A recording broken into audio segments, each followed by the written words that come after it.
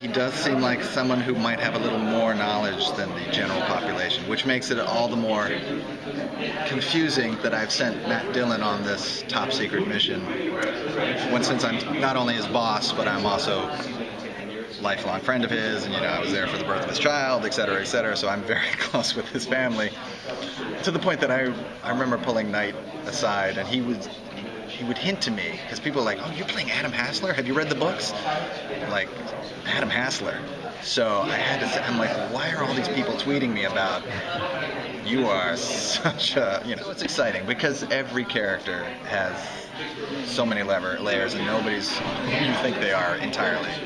And Hassler is no exception, so. So you didn't know that coming right into it, then? I did not know. My God. I'm like, I'm America's sweetheart. What is going on? But I did try to bring some. Well, yeah, I can't. Now I'm going to get American Snipered right in my nerd shirt. Here's the thing. Chad Hodge is like, you really need to read this, and he gave me some things that were very Adam Hassler specific. Apparently there's a whole subgenre of fan fiction where people have taken Adam Hassler and I'm like, this is interesting. Okay. So I did feel it was, but at the same time, I was a little like Terrence Howard. I don't know if you heard this story, but Terrence did not want to know what was coming week to week, and that's why he does such incredible work, because he's a little bit like Christopher Walken takes out the punctuation. He's like, I want to fly without a net. And I thought, I was like, oh, I'm gonna steal that. I don't want to know everything. I want to know some things. And then that was sort of what they hinted. They were like, there's a lot of layers to Hassler. M. Night Shyamalan shot the pilot. It's very in his world. He has a very specific vision, and that's what I wanted to see, because I sort of saw, if you love The Twilight Zone, or if you love sort of like these, there's so many great, and the cast that they assembled for it. That's what I would say. You just tune in for. Sometimes I don't even need to. I didn't know what True Detective was going to be about. I just was like, who's Matthew McConaughey and Woody Harrelson? I know those two are buddies. I just want to see that. So when you get this cast, all A-list actors, all with different approaches, and I think you've heard about everybody's different.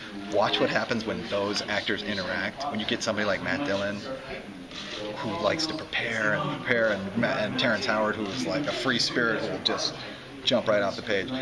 It's pretty electric to see what happens. And, the fact that everybody's such a pro, that it's really exciting to see what everybody brings to it. I gotta say that there were times that I'd show up on the set, because Hassler sort of also exists, not just, in the realm of Wayward Pines. It's sort of, I'm holding down the Secret Service office. Seattle and whatever. So there were times that I'd show up to set, and I was obviously on the wrong set, and people would be like, it's like, no, take Tim out of this set. And I'd say, it was like, I just wanted to get on my phone and be like, what the hell is that?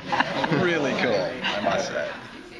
The reveals come fast and furious, and I might have said this back at Comic-Con, but, I'm a huge fan of Lost, and I've done a few movies with J.J. Abrams.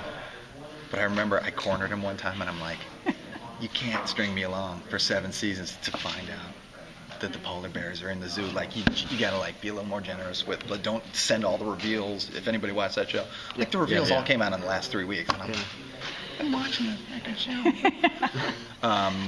But Wayward Pines, it's like every week. They're like, they killed that person?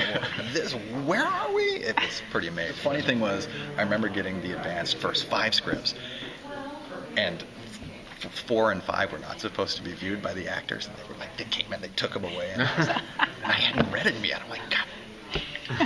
So it's, and I'm used to working around secrecy. But as a fan, I kind of want to just let it. I just want to go on the journey too. It's really fun to see scenes that you weren't in. Like when I went back and watched the first episode, what were they doing out there? I heard some stories, but man, it's really cool. Well, we kind of suspected there might be something going on more with Ethan's wife. Is there something going on there, or is that just something they're kind of hinting at? Between me and yes. Is he just a concerned boss, or is he kind of got his personal angle in there? I'm going to let that play out. I'm close to both of them. So possibly. Yes. Well, that's why I say nobody's all the way good, all the way bad. I think everybody's got a sort of gray area of morality. And the 4th episode, there's something so major, such a major reveal that, like, it's really, like, it'll blow your mind. I don't even know if I should say. The fate of a couple characters are determined. Ooh. And a big swath of the mystery is revealed. How many answers will we get by the end of the final 10 episodes? Oh, all of them. All of them. Yeah. So it's a self-contained series. It's a self-contained series. It will not series. leave you hanging. No, not at all. And that's what's great about it.